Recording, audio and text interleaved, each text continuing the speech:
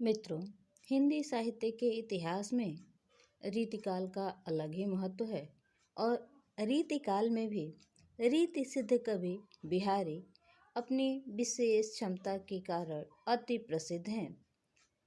बिहारी को उत्तर प्रदेश यूपीएससी और मध्य प्रदेश के असिस्टेंट प्रोफेसर हिंदी के सिलेबस में रखा गया है।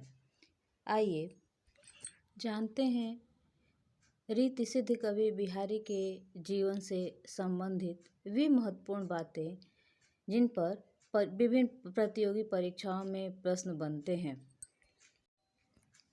रीति सिद्ध कवि बिहारी का जन्म 1595 ईस्वी में ग्वालियर में बसुआ गोविंदपुर ग्राम में हुआ था।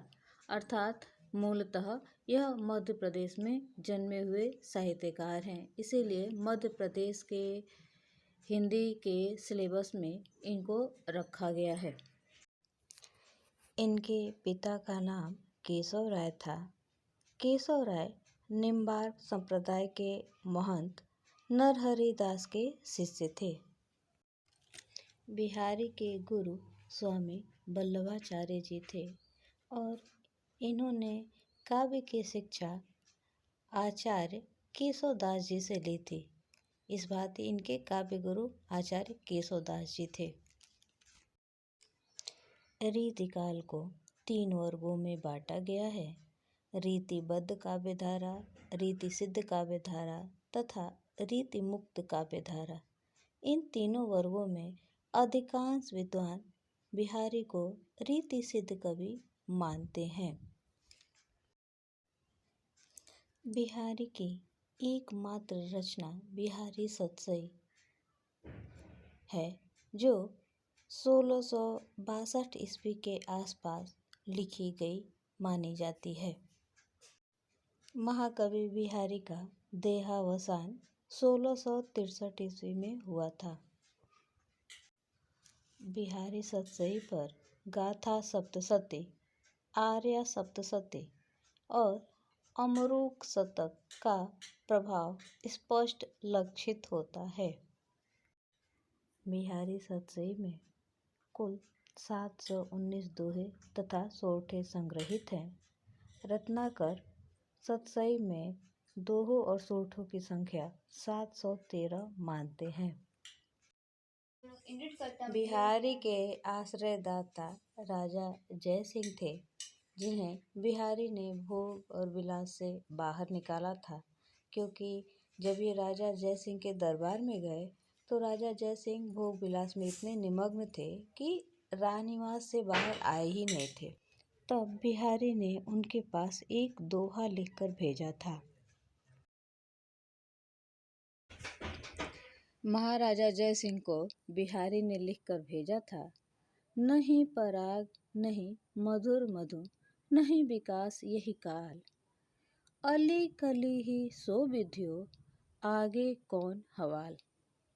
इस दोहे को पढ़ते ही राजा को अपने कर्तव्य का ज्ञान हुआ और वह तुरंत राज दरबार में पहुंच गए। बिहारी एक सर्वश्रेष्ठ मुक्तकार थे। बिहारी की एकमात्र रचना सतसई में भक्ति, नीति और श्रृंगार का अद्भुत समन्वय मिलता है।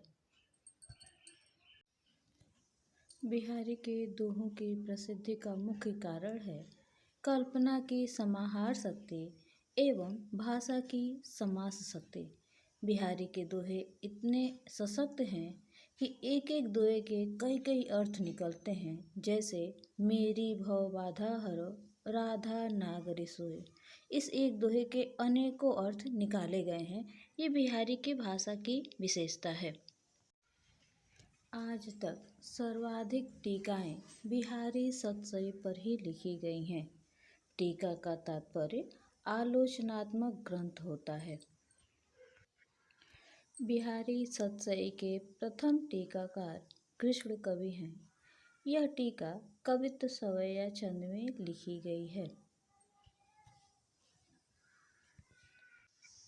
आचार्य रामचंद्र शुक्ल ने बिहारी सतसई पर लिखी गई 5 महत्वपूर्ण टीकाओं का उल्लेख किया है: हरिप्रकाश टीका, लल्लू लाल द्वारा लिखित लाल चंद्रिका टीका, सूरदास द्वारा लिखित कवि टीका, सूरत मिश्र द्वारा रचित अमर चंद्रिका टीका तथा जगन्नाथ दास रत्नाकर कृत बिहारी रत्नाकर टीका।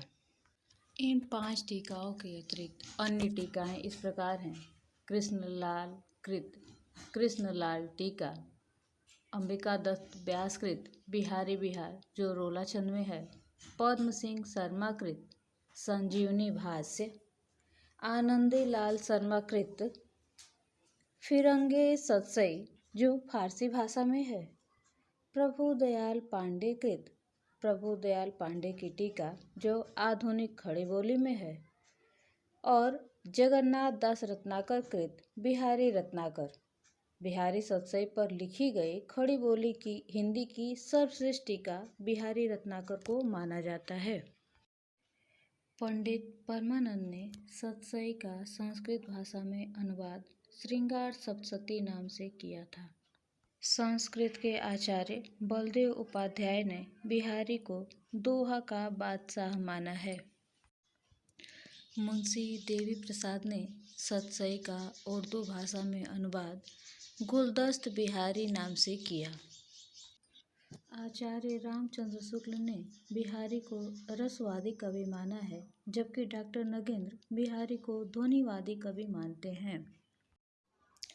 लाला भगवान दीन ने सूरदास, तुलसीदास और केशवदास के पश्चात बिहारी को हिंदी साहित्य में चौथा रत्न माना है। जॉर्ज ग्रियर्सन के अनुसार यूरोप में बिहारी सतसई के समकक्ष अन्य कोई रचना नहीं है। बिहारी पर हिंदी साहित्य में जो महत्वपूर्ण ग्रंथ लिखे गए हैं वो इस प्रकार हैं। बिहारी सतसई की सुबोध टीका रामवृक्ष बेनीपुरी द्वारा, कविवर बिहारी जगन्नाथ दास रत्नाकर द्वारा रचित है, और बिहारी की वाग्विभूति विश्वनाथ प्रसाद मिश्र द्वारा लिखित पुस्तक है।